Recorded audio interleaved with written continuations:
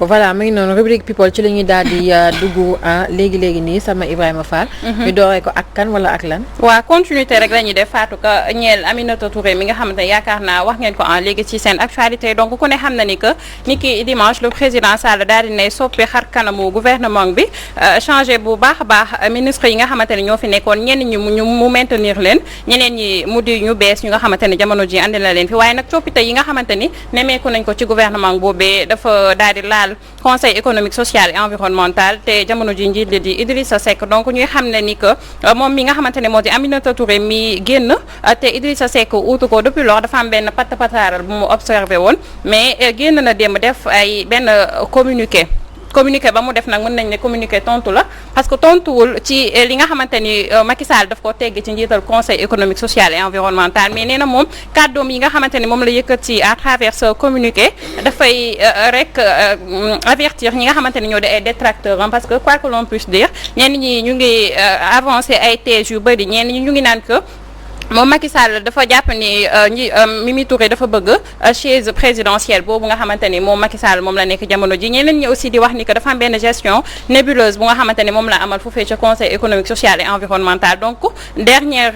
thèse bi lee moom la Mimi Touré mbir mi mu mel ni daf ko métti bu baax a baax ba mu génn def un communiqué donc moom la mu xamle moo di que jamono ji dàkkul sax bépp ku yëkkati kàddu boobee mu yóbbu la fa nga xamante ni fa la mbaxana doone benn mën na la porter plainte ndax moom en tant que femme en tant que njiit aussi nangu kenn ku nga xamante ni day atteindre intégrité am ak li nga xamante ni moo di dignité am donc moom xam ne ni que elle est digne et puis depuis boobaak léegi dirigé na conseil économique social et environnemental durant 16 mois te amul lenn lu nga xamante ni mën nañ ko ci joxañ baaraamu tuuma donc xam ne na ni que moom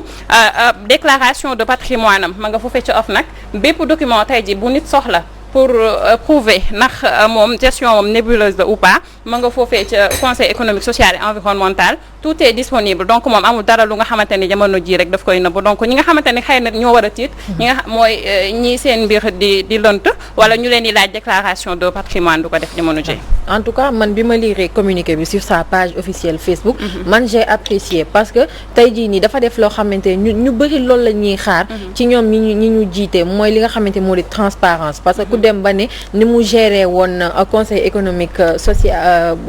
social et environnemental bi lépp mi ngi foofu noonu le boo demee lépp loo bëgg ci ay information am na fa ba joxe ay chiffres xam nga loolu noonu tamit je pense que bëgg lu leer weesuwul loolu noonu Aliou Sow donc yaakaar na ne amul dara luñ ko mën a reprocher ci côté boobu. amul dara luñ ko reprocher et je veux même dire que c'est un signal fort à l'endroit de ses détracteurs mais aussi à l'endroit de Macky Sall parce que wax na ba wax ni que moom déclaration de patrimoine am ma nga ca OFNAC et on sait que moom Mimi Touré moo jëloon déclaration de patrimoine Macky Sall dem déposer ji ko donc bu waxee loolu est-ce que amul leneen lu muy sous-entendre à travers ses dires. bon peut-être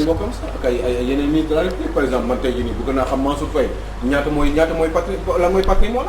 lan la am depuis bi Macky Sall nekkee fii ba tey. est-ce que première déclaration yi méngoon na léegi nii 8 ans après ak déclaration tey bi xam nga donc Mimi Touré li mu wax leer na de leer na nañ nee na ku bëgg a xam moom li mu def compte yeeg yëpp fiabilité comptabilité bi ak li mu def ak gestion bi demal nga xool ko kër yaa ngi fële conseil économique social et environnemental loolu mooy nit man boo waxee loolu man ànd naa ak yow tout de suite à la limite sax du ma ànd ak yow kese sopp naa la d'accord kon foofu amatul voilà donc moom ñu jàll ci leneen di leeral ni rek moom nee na élève xeet jamono ji pour passation de service bi dawul tiitul amul dara lu muy xoof d'accord donc te voilà passation de service yi sax président am na lu mu ci wax nee na bëggu si benn folklore donc ñoom nañ ko bàyyi nañ ci bàyyi xel waaw bëggu si benn mu bàyyi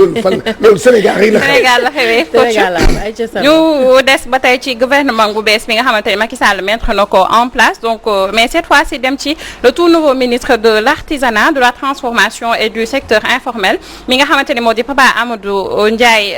Fatou Ka donc mu mel ni moom Papa Amadou Ndiaye jamono yi yëpp nit ñi ñu ngi koy joxañ baaraamu tuuma am benn polémique bu juddu ci poste ministériel bi nga xamante ne jot nañu ko parce que l'on sait que moom il est gynécologue de formation donc moom gynécologue la ñu jël li nga xamante ne moo di secteur de l'artisanat de la transformation professionnelle teg ko donc mu mel ni am na benn vidéo bu nga xamante ni moom gannaaw bañ ko falee ministre ñu ngi ko doon gis ci li nga xamante ni moo di réseaux sociaux yi bu ñu seetaan ko après dikkaat pour plus d'informations.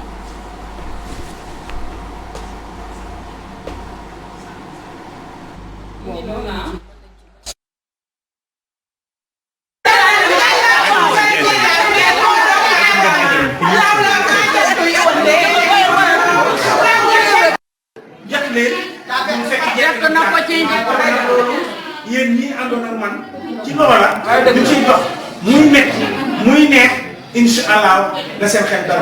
léegi nag moom dina gën a yomb incha allah séddale bi ñun lay doon dootuñu séddati ñun ñooy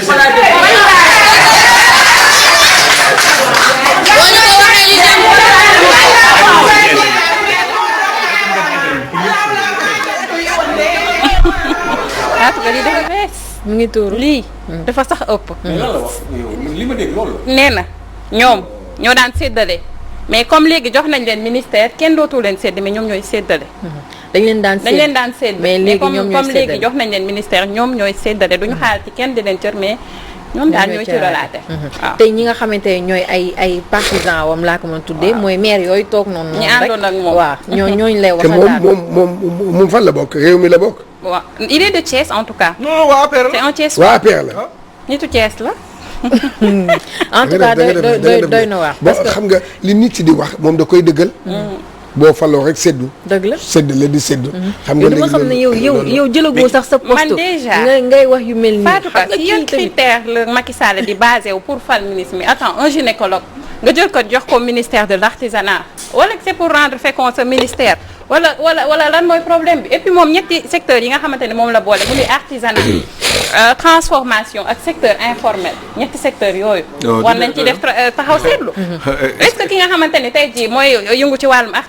transformation di jël keccax ak jën di ko def keccax wala muy jël gerte di ko def li nga xamante ne moo di tiga dege. kooku est-ce que mën nañ ko toftal ak ki nga xamante ne mooy yëngu ci wàllum artisanat. wala secteur informel alors que l'on sait que tey jii secteur informel dafa nekk secteur boo xamante ni dafa important au Sénégal mais ñoom dañ leen war a accompagner. xam nga li may de dégg sorte xam que nga ñu formel. gis nga dafa moo wane dina am ñoo xam ne ñu ngi toog sax di naan théorie bi thèse bi ñuy indi xam nga mooy lan non technicien wu ministère bi ñoom ñooy liggéey. loolu dépendul ci mais loolu c'est faux moom gynécologue la. nañ ko jox santé. nañ ko jox santé aussi Macky Sall ça prouve aussi que parce que si période Covid bi gis nañu ñi nga xamante ne tey ji ñooy économistes yi ñu gis ni CNCR waxoon na ni que tey ji bu ñu bëggee relever Sénégal ci guuta gi nga xamante ne moom la nekk faaw ñu jël li nga xamante ne moo di secteur informel jox ko ministère am est-ce que du ñooñu la déglu ok c'est bien beau ngay déglu ñi nga xamante ne ñoo di sa askan mais aussi nga jël yi nga xamante ne ànd na nga boole leen mais jël ñetti secteur yoo xamante ne wax dëgg yàlla dara boolewu leen nga boole leen jox ko un ministre te kan ko jox sax déjà moom ay compétence am dañ koy mettre en cause ça craint. effectivement waaye soopu la tamit am na leneen loo xamante man daf ma metti te loolu aussi dañ ko war a naxarlu muy ñun sénégalais suñu ay mentalité parce que tamit ñii buñ ñu yebee si ñun la gis nga maire yi nga xamante ñoom ñoo toog noonu da leen leer ne mooy ñi nga xamante ñoo fi nekkoon dëkk bi dafa metti fi mu ne nii seen ministre fal nañ ko ñoom lépp loo xamante nii ñoom lépp baax na parce que xam nañ ne seen ministre dina leen c'est Oumar Sarr biñ ko falee nii barki Dembo Ndiaye mu nekk ministre une partie de waa Dagana dañoo génn di jubilé yor seen i ay oto seen i ay moto di jubilé parce que jël nañ Oumar Sarr fal ko ministre xam nga tamit yooyu dafa nekk yoo xamante ni mooy li may wax souvent ñoom buñ ñu yabee rek c'est parce que ñun si suñu ay comportement la ñuy xool moo tax ñu ñuy yab ba duñu respecté xam nga aussi seulement lii nii c'est moo la wax Moustapha Diop keroog. ministre ñaata la ñu am salaire. non minimum 5 millions minimum 5 millions avec tous les avantages gars ils vont se retrouver avec 10 millions mais xam nga gis nga keroog dañu doon benn émission grand dîner femme boobu nekk PDS madame Nafissatou Diallo mu nettali ñu benn anecdote bu garaaw sur le premier ministre japonais biñ ko falee mu ñëw ci assemblée di jooy biñ ko falee ko avant muy def discours muy jooy gars yi naan ko lan tax muy jooy mu ne man ay millions yi japonais ñoom laa yor seen avenir te xaw ma ndax dinaa réussir li ma war a def wala déet mu ngi jooy kii moom Pape Abdoulaye bii nii Pape Amadou bii Ndiaye mii mu ne gynécologue la kii nii moom nee na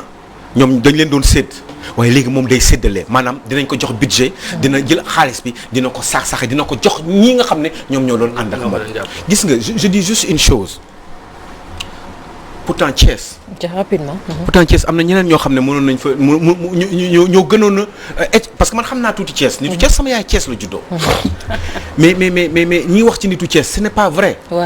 mais y a quelqu'un qui s'appelle Habib Niang par exemple ce garçon là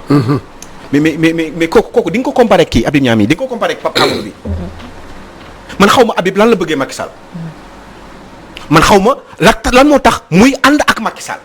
li tax mu bëgg ko man mënu ma comprendre ba tey. waaye nit aussi sentiment am doo ci weranteeg moom. mais ba tey mënu ma comprendre. pourquoi il défend Macky Sall alors que. non uyu ma moom dafay xam lu muy def lenn kese lay def moom day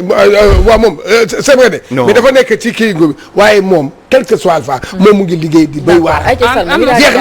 ngi béy waar. ñu jàll ci ñu des na tey ci langue politique bi mais cette fois-ci dem ba fële nga xamante ne moo di Parcelles Assainies Fatou Ka parce que l'on sait que ki nga xamante ne moo di Khalifa Ababacar Sall jamono yi yëpp tàmbaliwaat na tournée yi nga xamante ni da ko doon def.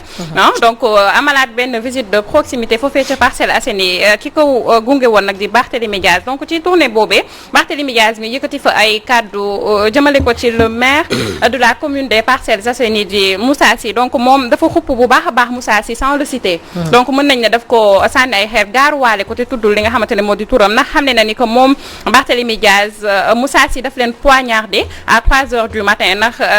ci élection député yi nga xamante ne moom la ñu nekkoon. foofee ca Parcelles Assainies Khalifa Ababacar Sall mu fa nekkoon premier. mais dañu dem ba à un moment donné jusqu'à 23h ñu gis ni que tendance mi ngi commencé renverser wu ils n'ont pas compris ce qui s'est passé après ñu dem ba 3h du matin di woo Moussa Sy il décrochait pas son téléphone parce que daf ne ñuy woo Ngor Sy donc il n'a pas cité son nom moom mi nga xamante ni moo di waajoojee on peut sous-entendre que c'est Moussa Sy il n'a pas décroché son téléphone donc moom mi nga xamante ne moo di Barthélémy Diaz di xam ne ni que lu leen dal rek jamono ji moom bu demee ba perte poste député Moussa Sy moo ko yóbbee te moom xam ne na ni que lu dul askan bi jamono ji ñoru ko te Moussa Sy nekk na ku nga xamante ni ñoom waa Khalifa Ababacar Sall yi dañoo amoon vraiment confiance en lui mais daf leen daal di war bu métti bu baax a baax donc moom nee na que conviction am ak tey jii dignitéem moo ko yóbbu mu rangé wu ci ki nga xamante ne moo di Khalifa Ababacar Sall waaye nag jamono ji duñu bàyyi ndax dañuy waajal rek local du mars yi nga xam local 2021 yi incha allah. mars sax la war a am mais y a pas plus traître que Moussa Sy mais ñoom loolu. ñoom Barthélémy Dias li muy wax noonu loolu seen affaire la ñoom ak Khalifa Sall parce que ñoom bi ñuy choisir. Moussa Sy pour jàppale ko ci au niveau des Parcelles Assainies xamoon nañ Moussa Sy itinéraire waroon nañ seet démbam Moussa Sy lan la seqoon ak ñoom Pape Diop.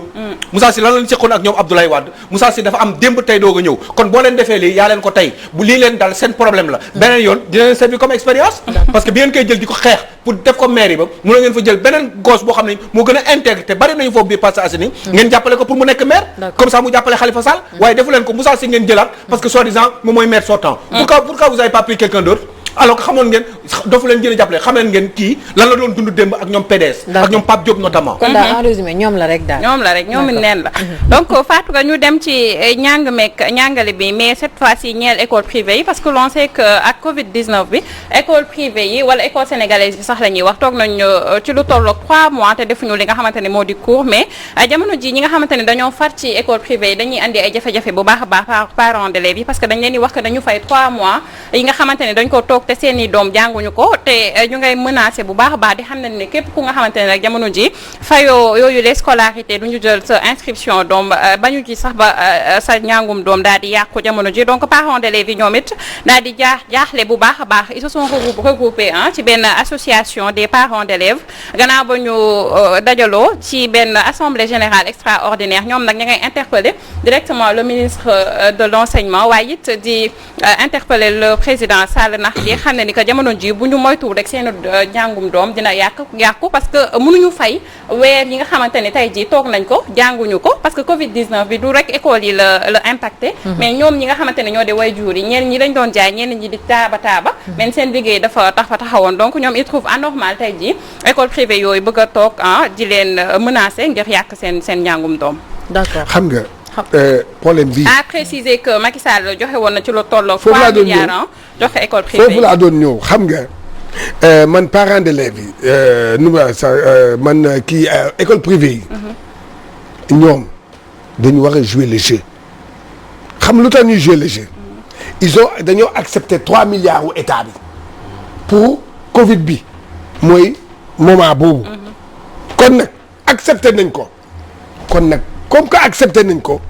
kon nag bu ñu sonal nit ñi di leen di laaj kii bi 3 mois yooyu. doo fay loo jàngul. voilà parce que voilà loo xam ne et puis jàngoo ko. ak 1 milliard et plus. voilà yi nga xam ne état bi da leen koy subventionné tous les voilà chaque année. xam nga loolu nañu waxante dëgg bu doon. état bi joxu leen dara jàppale ñu leen dara loolu ñoom buñ ko sax waxee sax loolu sax mën nañ ko nangu mais yow nga bëgg a yow ci 3 mois yooyu xam nga lan nga jàng yow yaa ngi jàng rek 15 jours nga jàng léegi nga bëgg leen nag nit ki li na parent d'élève bi ñëw di fay.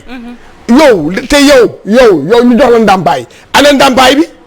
ana ndàmpaay bi. non seulement ñu ngi leen di fayloo 3 mois yooyu noonu ñu ngi leen koy fayloo ba pare rentrée bii ñu jëm aussi école privée yi dañoo yokkaat li nga xamante moo di frais d'inscription yi. waaw démb maa ngi gis ay parents yu bëri di